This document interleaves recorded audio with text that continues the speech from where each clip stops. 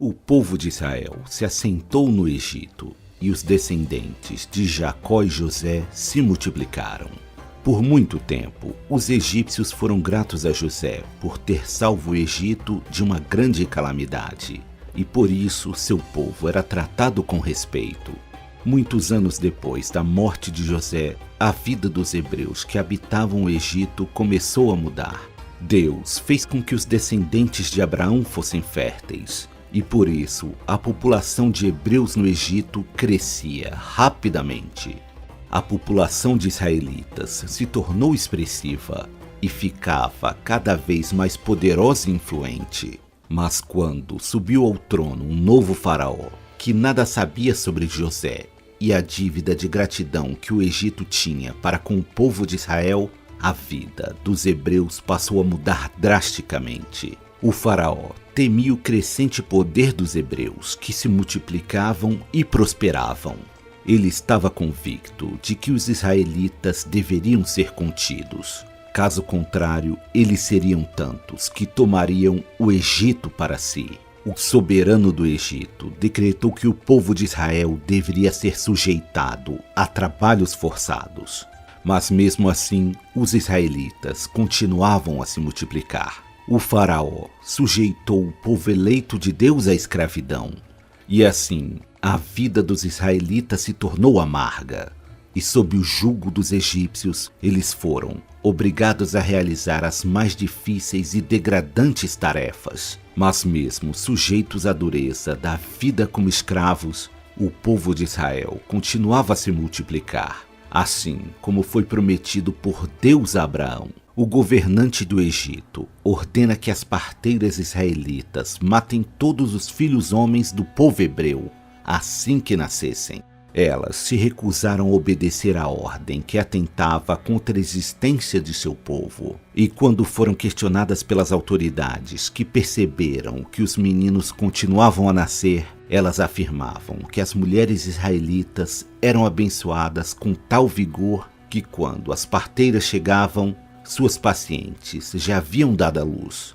Enfurecido, o faraó decreta que todos os recém-nascidos do sexo masculino deveriam ser arremessados no Nilo, e somente as meninas seriam poupadas. O terror se espalhou entre os hebreus, e as mães tiveram seus filhos arrancados de seus braços. Uma mulher da tribo de Levi tentou esconder seu filho, e por 3 meses a criança escapou da ira do faraó. Mas conforme a criança crescia, mais difícil era escondê-la. Desesperada para tentar salvar a vida de seu filho, ela depositou o bebê em um cesto de junco e o colocou nas perigosas águas do Nilo. A mãe orava para que Deus tivesse piedade do menino e lhe reservasse um destino melhor. Enquanto o cesto com o bebê flutuava, sendo levado pela correnteza do Nilo, ele era perseguido por sua irmã, que acompanhava o cesto correndo nas margens do rio. Graças à vontade de Deus, o cesto com a criança foi guiado até as margens do rio, justamente onde a filha do faraó se refrescava. Ao avistar o cesto entre os juncos, a princesa egípcia ordenou que sua criada recolhesse o cesto. A filha do faraó ficou surpresa ao constatar que dentro do cesto havia um belo bebê. Todos os indícios indicavam que tal criança só poderia vir dos hebreus.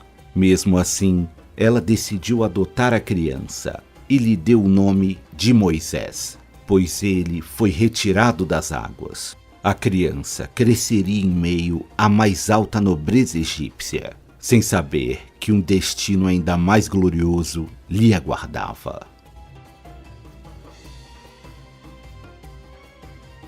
Moisés havia sido recolhido do rio Nilo pela princesa, filha do faraó do Egito. Esta o adotou e por isso Moisés cresceu em meio à mais alta nobreza egípcia. A princesa precisava de uma ama de leite para o bebê, e para alimentar o pequeno Moisés foi trazida uma escrava israelita, que na verdade se tratava de sua mãe biológica. Vivendo entre os príncipes egípcios, ele tinha uma vida de luxo e privilégios. E quando ele já era adulto, quis ver de perto como era tratado o povo hebreu de quem descendia. O príncipe ficou horrorizado ao ver as condições em que seus irmãos eram sujeitados. Ao ver um feitor egípcio espancando brutalmente um escravo israelita, Moisés foi tomado pela ira e atacou o egípcio. Este acabou falecendo. A notícia de que Moisés havia cometido um crime terrível se espalhou, o que fez com que o faraó ordenasse a prisão de Moisés. Sem alternativa, Moisés partiu para o exílio. Agora, ele vivia como andarilho. Moisés se deparou com um grupo de moças que tentava dar de beber ao seu rebanho, mas um grupo de pastores impediu o acesso das moças ao poço. Moisés interveio em prol das moças, e assim elas puderam matar a sede de seus animais. As moças ficaram gratas ao andarilho, e por isso elas o apresentaram ao seu pai. Reuel, o pai das moças, convidou Moisés a viver entre eles, e ofereceu uma de suas filhas em casamento. E assim, o ex-príncipe do Egito se estabeleceu nas terras de Midian. Com sua esposa Zípora, ele teve seu filho Gerson, e em seu novo lar ele vivia pacificamente. Mas enquanto isso, o povo de Israel sofria sob a dominação egípcia. O tempo se passou, e um novo faraó ascendeu ao trono. Seu governo era ainda mais duro com os hebreus que de seu antecessor, e por isso o povo eleito enviava suas súplicas ao Criador. Deus não ignorou os lamentos dos descendentes de Abraão, pois jamais se esqueceria da aliança feita com os israelitas. Moisés guiava seu rebanho que pastava no Monte Horebe, o monte de Deus. Foi quando ele avistou uma sarça que passou a arder em chamas espontaneamente. Curioso, Moisés se aproximou da planta e percebeu que, apesar das chamas, a planta não era consumida pelo fogo. E do meio das chamas, Moisés ouviu o chamado do Senhor. Então Deus disse: Eu sou o Deus de seu pai, o Deus de Abraão. Deus disse que havia descido à terra para atender o clamor do povo escolhido, e Moisés seria o instrumento de Deus para libertar o povo de Abraão das mãos dos egípcios. Moisés estava inseguro, pois ele era apenas um homem comum, e como ele faria com que sua voz fosse ouvida? Deus pediu para que Moisés soltasse seu cajado. Quando sua vara caiu no chão, para o espanto de Moisés, ela havia se transformado em uma serpente. O Criador ordenou que Moisés pegasse a serpente pela cauda, e assim ela se transformou novamente em um cajado. Tal milagre seria suficiente para mostrar aos israelitas que Deus estava ao lado de Moisés e que ele estava ali para ajudar em sua libertação. Deus ensinou outros artifícios para convencer o povo de Abraão que Moisés falava a verdade. Moisés ainda insistiu, pedindo que fosse escolhida outra pessoa em seu lugar, e disse que lhe faltava o dom da palavra. Mas Deus o acalmou, dizendo que estaria sempre ao seu lado, lhe dizendo exatamente o que fazer. Deus guiou Arão até seu irmão Moisés. Ele deveria ser porta-voz de seu irmão, já que era um homem respeitado entre os hebreus. E assim, os dois irmãos retornaram para o Egito, com a missão de libertar o povo eleito de Deus. Moisés foi escolhido por Deus para libertar os israelitas que se encontravam escravizados no Egito. Ele retornava ao Egito após seu longo exílio em Midian. Ao seu lado estava seu irmão Arão, que era uma figura respeitada entre os hebreus. As lideranças de Israel se reuniram para ouvir o que o antigo príncipe do Egito tinha a dizer. Arão e Moisés explicaram o plano de Deus para libertar seu povo eleito. E para convencê-los, Moisés apresentou os sinais milagrosos que lhe foram ensinados por Deus. Ao verem tais milagres, os hebreus creram que aquele homem só poderia ser um enviado de Deus. Mas o faraó do Egito não seria convencido tão facilmente. Moisés e Arão foram recebidos pelo faraó e transmitiram a ele a vontade de Deus. Então Moisés disse: "Deixe meu povo partir." Mas o faraó não se mostrava disposto a libertar os israelitas. Moisés advertiu o faraó que se a vontade de Deus não fosse cumprida, diversas pragas iriam assolar o Egito. Mas tal ameaça só endureceu ainda mais o coração do soberano do Egito. Como retaliação, o faraó dificultou ainda mais a vida dos hebreus. O soberano ordenou que fosse retirada a palha usada pelos escravos para fazer tijolos, mas a cota diária de produção foi mantida. Os trabalhos dos israelitas se tornaram ainda mais penosos. Moisés se entristeceu ao ver que seu povo sofria ainda mais do que antes de sua chegada. Deus ordenou que Moisés voltasse ao faraó e lhe mostrasse os sinais de que era o representante de Deus. Perante o faraó, Arão arremessou o bastão de Moisés, que ao cair no chão se transformou em uma serpente. De início, o faraó parecia impressionado, mas seus sacerdotes, por meio de suas ciências ocultas, também reproduziram o feito dos enviados, arremessando 2 varas que também se transformaram em cobras. Contudo, a serpente de Moisés devorou as 2 outras cobras. Mais uma vez, Moisés e Arão não conseguiram convencer o faraó a libertar o povo de Deus. O Criador sabia que o faraó não libertaria o povo hebreu de boa vontade, e por isso o soberano e seu povo sentiria a força da mão de Deus. Para dobrar a vontade do faraó, se fez necessário que uma série de calamidades afligisse o seu reino. Estes eventos ficaram conhecidos como as 10 pragas do Egito.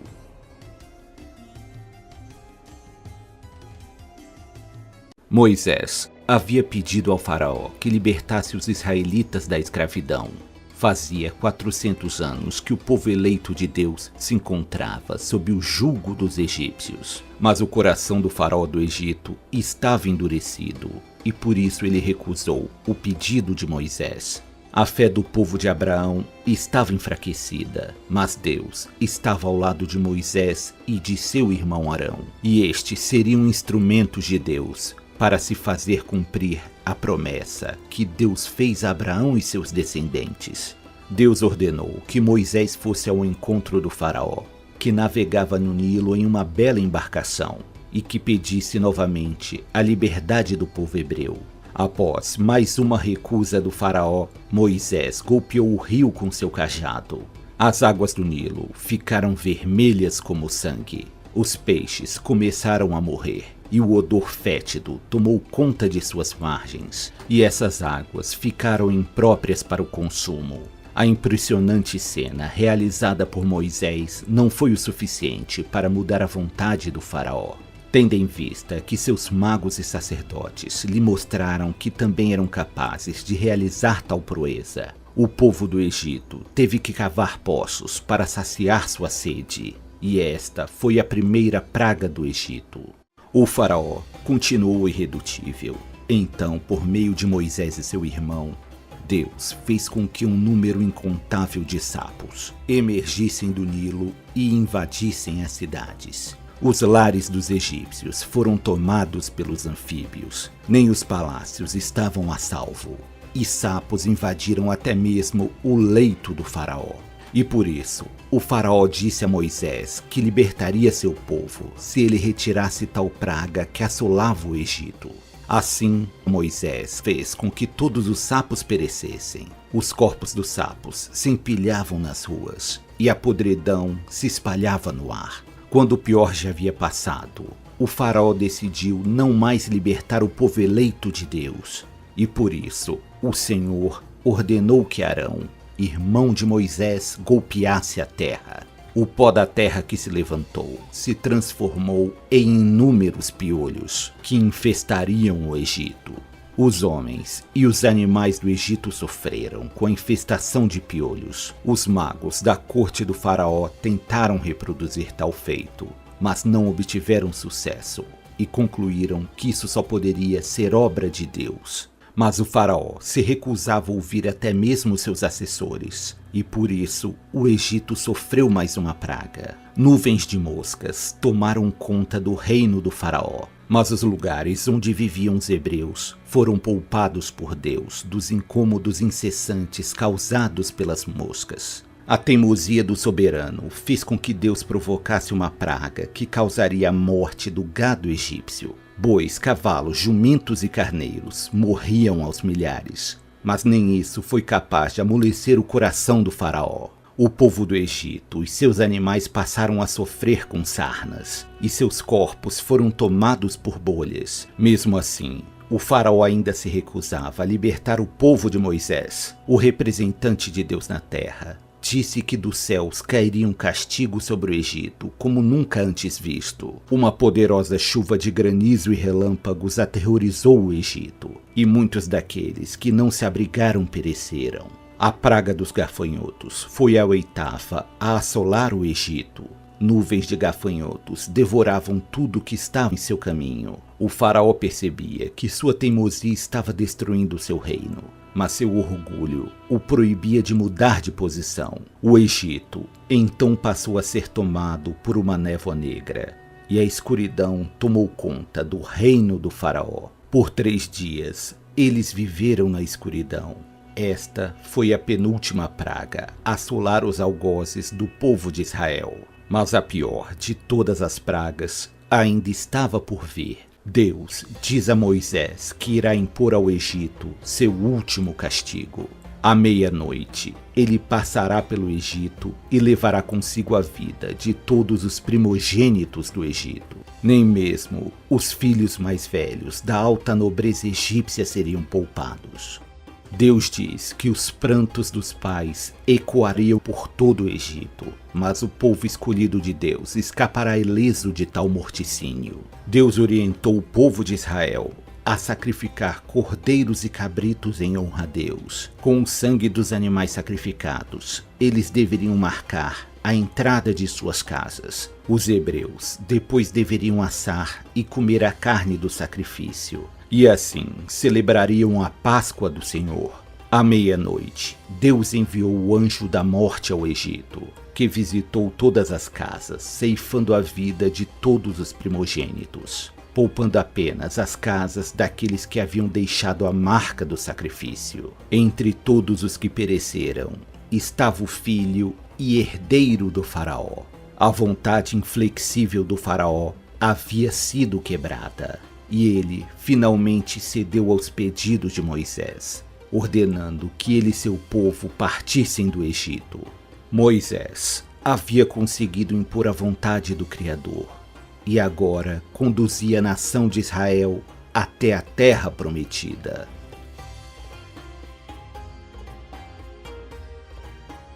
O povo de Israel havia suportado 430 anos de escravidão no Egito, até a chegada de Moisés. Após impor 10 terríveis pragas contra o Egito, Moisés conseguiu que o faraó finalmente libertasse os descendentes de Abraão. Sob a liderança de Moisés e Arão, centenas de milhares de hebreus recolheram todas as suas posses e deram início à sua marcha até a terra prometida. A grande coluna de imigrantes rumou pelo deserto para evitar se deparar com os exércitos egípcios. Deus alertou Moisés que o coração do faraó estava se enchendo de ódio e ressentimento, e que não tardaria até que ele voltasse sua fúria contra o povo de Moisés. Seguindo os comandos de Deus, Moisés guiou seu povo até as margens do Mar Vermelho. A notícia de que o faraó havia organizado um exército de carros de guerra para perseguir os hebreus chegou aos ouvidos dos migrantes. Muitos deles se desesperaram e achavam que se eles se rendessem poderiam conseguir a clemência do faraó. e assim retornariam aos seus mestres com suas vidas. Alguns culpavam Moisés por ter levado o povo de Israel à ruína. Moisés acalmou seu povo e garantiu que Deus estava ao seu lado e que esta seria a última vez que veriam os egípcios em seus encalços. A nuvem de pó no horizonte indicava que os exércitos do faraó se aproximavam rapidamente. Mas Deus fez com que uma barreira de chamas bloqueasse o caminho dos egípcios. Então Deus falou com Moisés e disse exatamente o que deveria fazer. Moisés se dirigiu até as margens do Mar Vermelho e ergueu sua vara. Neste momento, o mar se abriu. Se alguma dúvida ainda pairasse sobre os hebreus de que Deus estava ao seu lado, esta se desfez frente a tamanho milagre. Uma rota seca surgiu entre os dois enormes paredões de água, e por este caminho o povo de Israel atravessou. Os egípcios ficaram estupefatos quando se depararam com tão grandiosa cena. Mas, assim que as chamas que bloqueavam seu caminho se desfez, os egípcios, a mando do faraó, perseguiram os hebreus pelo caminho aberto por Moisés. Os egípcios adentraram ferozmente pelo vale de águas criado por Deus. Mas quando o último hebreu chegou à outra margem, Deus ordenou que Moisés fechasse o caminho que havia sido aberto. E então o mar se fechou sobre os perseguidores egípcios. O exército do faraó foi arrasado pelas águas. Os hebreus cantavam juntos em uma só voz para honrar a Deus, pois enfim, eles estavam livres de seus senhores egípcios. Moisés foi celebrado e todos estavam felizes e gratos ao homem que Deus enviou para resgatá-los. Sob a liderança de Moisés,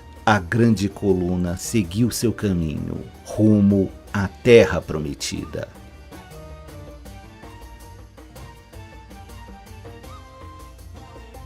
Moisés havia aberto o Mar Vermelho e atravessado juntamente com seu povo rumo à liberdade.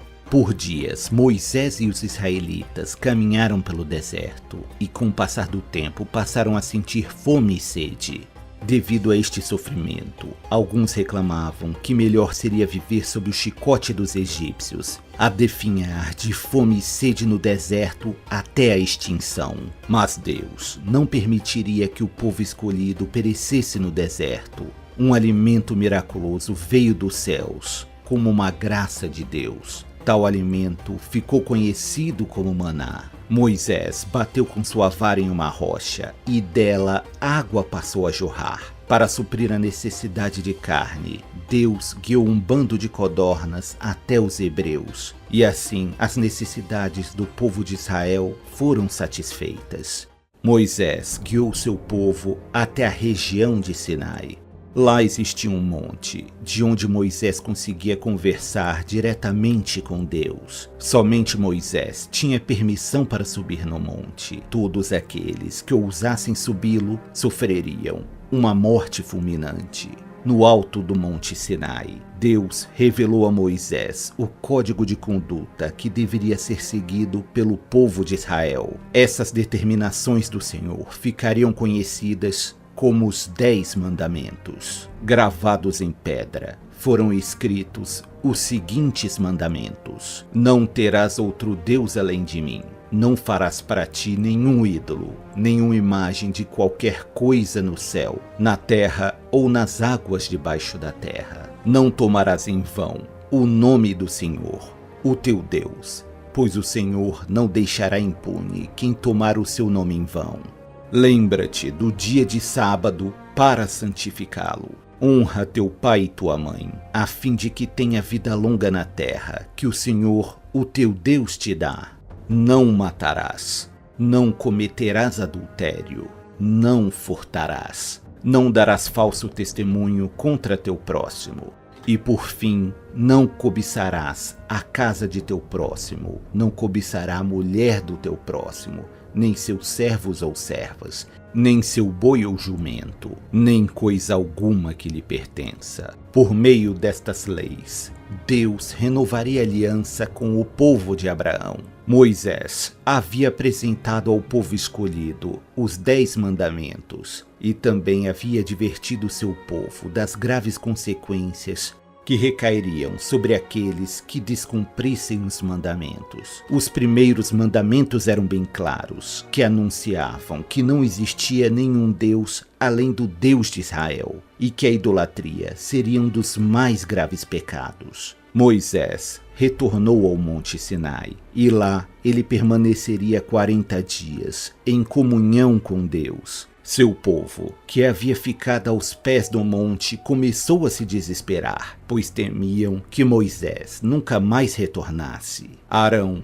irmão de Moisés, e outros sacerdotes, preocupados com o futuro de seu povo, desrespeitaram os mandamentos, ao pedirem que as mulheres lhes entregassem os brincos de ouro. Após recolher todo aquele material, eles fundiram o metal e criaram um bezerro de ouro. Um altar foi construído e lá foi depositado o ídolo dourado. Os israelitas se curvavam frente à figura bovina. Um grande festejo foi feito em honra ao novo ídolo e sacrifícios foram oferecidos. Deus avisou a Moisés, que estava no monte, que seu povo havia se desviado do caminho do Senhor e que agora estavam se corrompendo. Moisés correu até seu povo e, com grande decepção, ele testemunhou aquela cena dantesca. Deus levantou a ideia de destruir o povo de Israel, mas Moisés o convenceu a não fazer isso. O próprio Moisés iria punir aqueles que viraram as costas para Deus. Ele destruiu o bezerro de ouro e perseguiu os idólatras que estavam descontrolados. Mais de 3.000 pessoas morreram, e apenas os descendentes de Levi não sofreram nenhuma represália, pois estes sempre se mantiveram fiéis a Deus. Por fim, foi construída uma belíssima arca, feita para guardar as tábuas em que estavam escritas as leis entregues por Deus. Ela era feita em madeira e recoberta por ouro. Sobre sua tampa, completava a ornamentação estátuas de 2 querubins. Ela ficaria conhecida como a Arca da Aliança. O povo de Moisés ainda levaria 40 anos vagando no deserto para finalmente chegar em Canaã, a terra prometida.